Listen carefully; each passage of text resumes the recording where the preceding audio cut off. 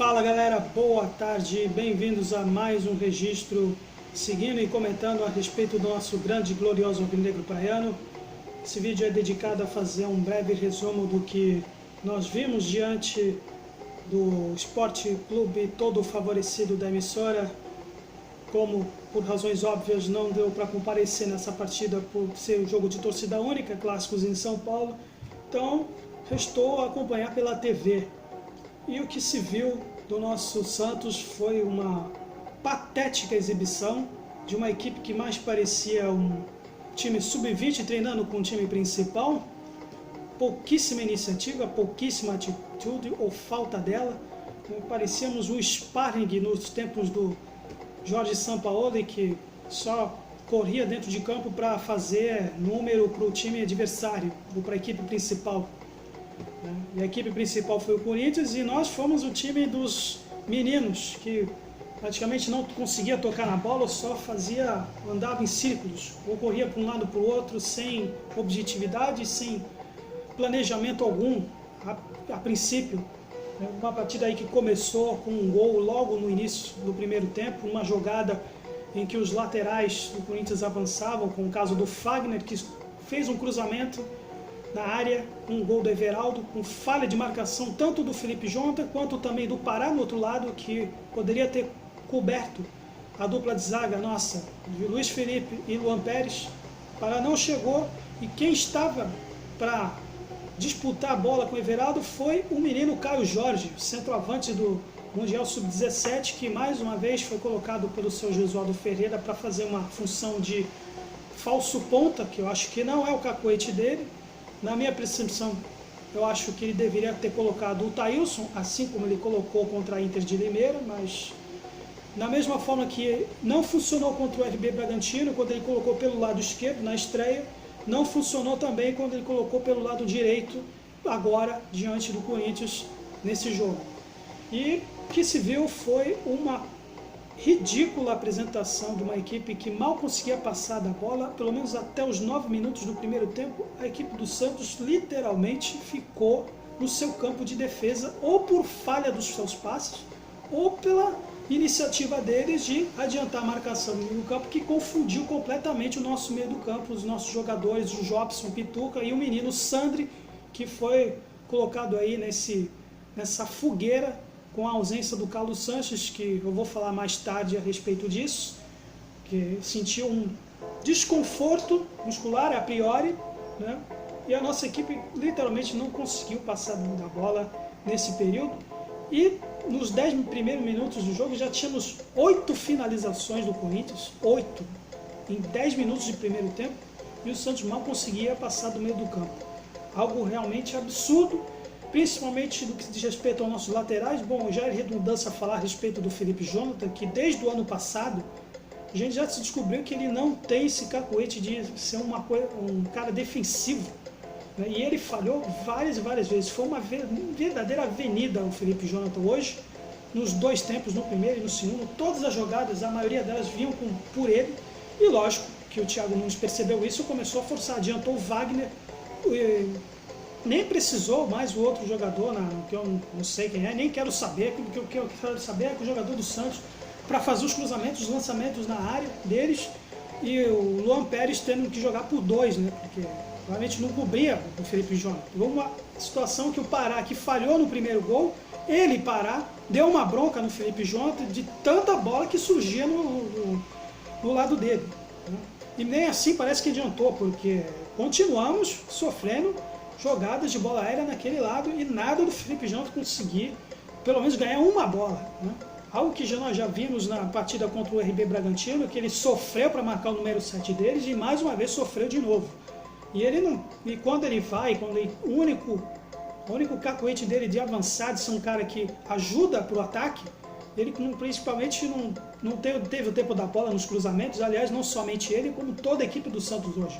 Pituca, Jobson, Sandro, o menino, nenhum deles, erros de passes infantis, né? Quer dizer, parecia uma equipe que não estava a fim de jogar a partida hoje, por algum motivo, razão ou circunstância, parafraseando aí o professor Girafales, né? E Só o Raniel hoje, que seria, digamos, essa nossa válvula de escape com a ausência do Soteldo e do Marinho, as jogadas que poderiam surgir com ele nos avanços do meio do campo para o ataque, só o Raniel hoje tomou 8 faltas durante a partida. 8, só ele, sozinho. Né?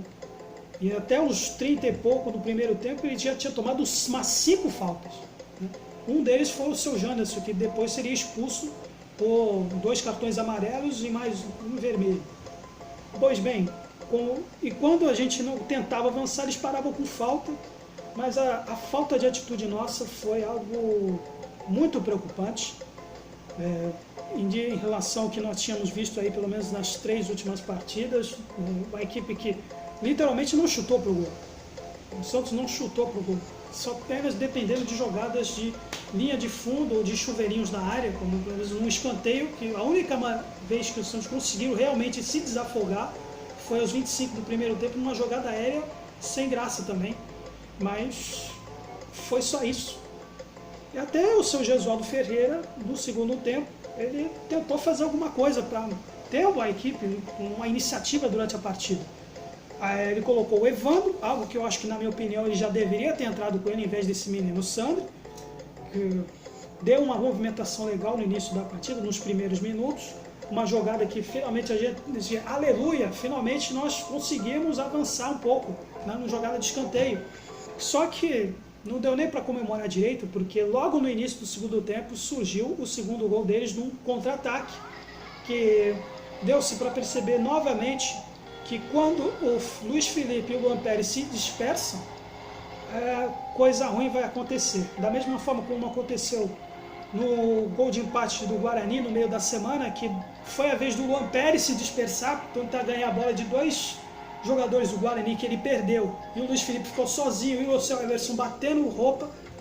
Agora foi a vez do Luiz Felipe, né, que vocês vão ver de novo o gol deles, você vai ver que quando o Bozelli passa a bola e o Luiz Felipe está no campo, quase no metade do campo, ele escorrega. Ele escorregou, o Luiz Felipe. E o Pará estava lá na frente, né, com a bola rápida deles, não conseguiu correr a tempo. O Luiz Felipe tentando cobrir o Pará, saindo dessa linha em bloco que ele faz com o Luan Pérez. Por sua vez, o Felipe Jonathan tentou acompanhar o Janderson para ajudar o Luan Pérez, mas não aguentou, não adiantou. Gol deles, e ficamos com 1 a mais por causa da expulsão deles, porque foi comemorar lá com a partida, mas mesmo assim ficou uma coisa indecisa, uma coisa muito confusa o que o Santos fez hoje, mesmo jogando com 1 a mais, com a oportunidade de, já com uma vantagem, se já era difícil, com um gol de desvantagem, imagine com 2, com essa falta de atitude, com essa confusão que o Gesualdo tentou consertar, mas não conseguiu.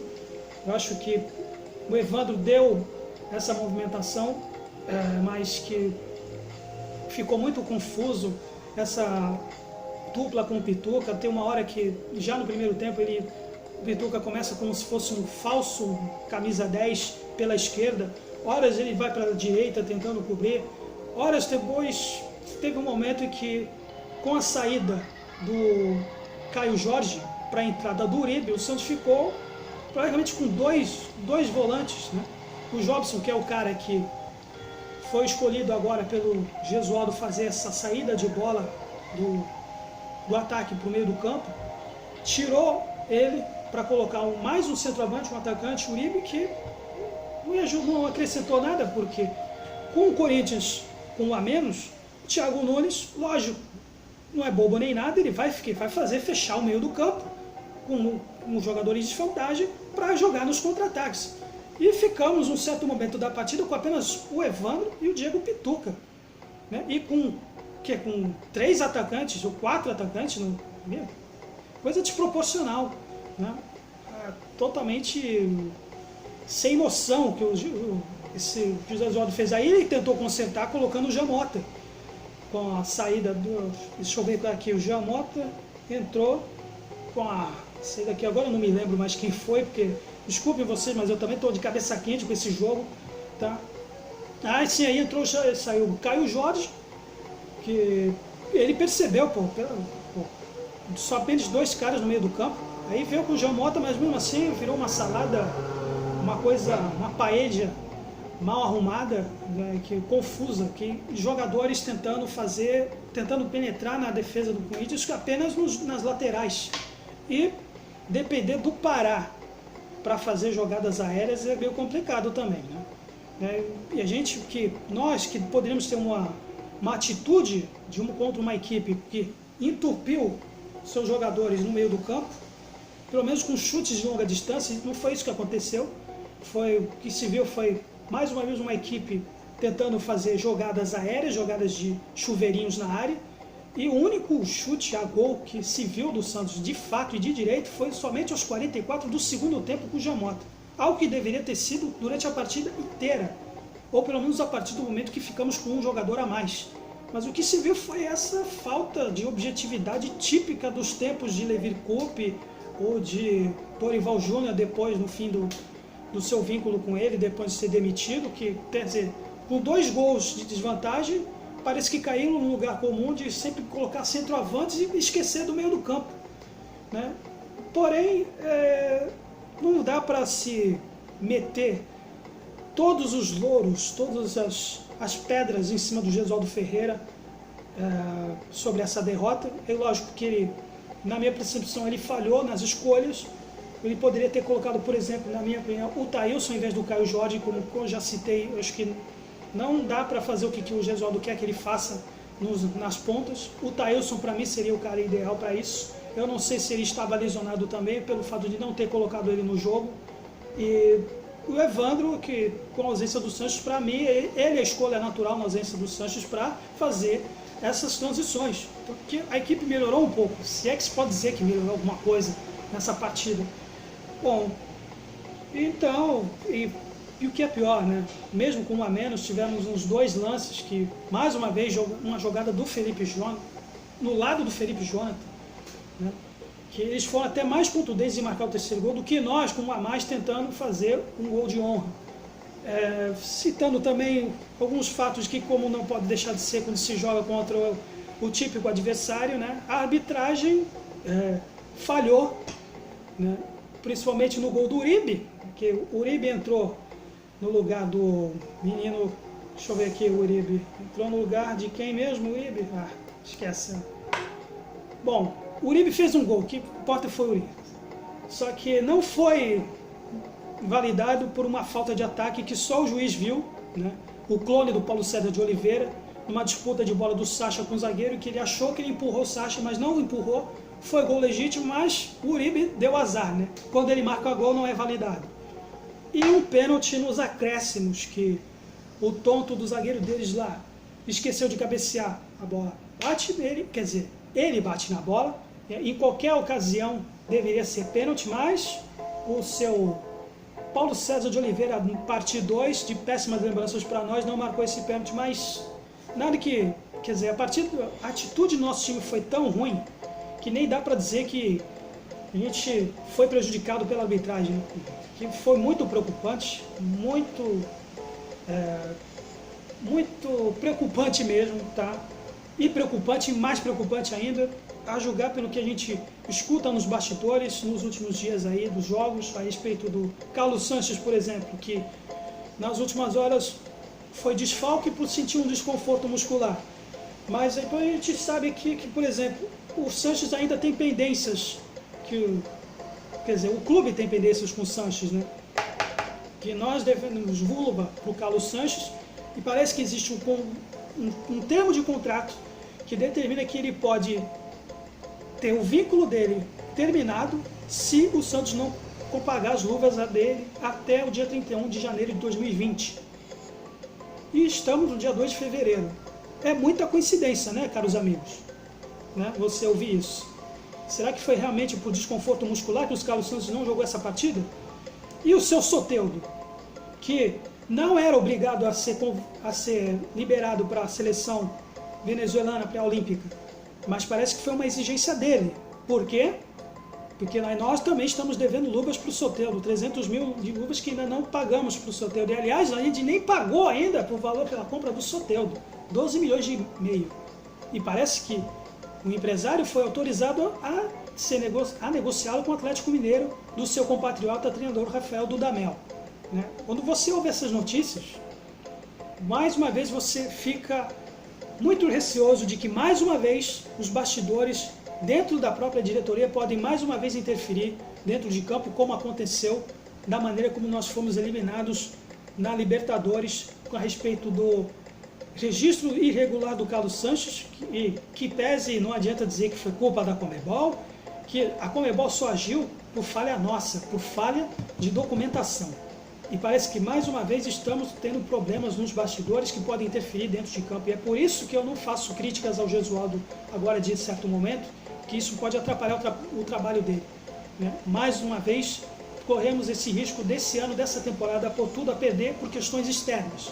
E sem falar no caso do Cueva, que eu venho para falar aqui do Cueva que saiu da delegação, foi para a Argentina sem dar satisfação alguma.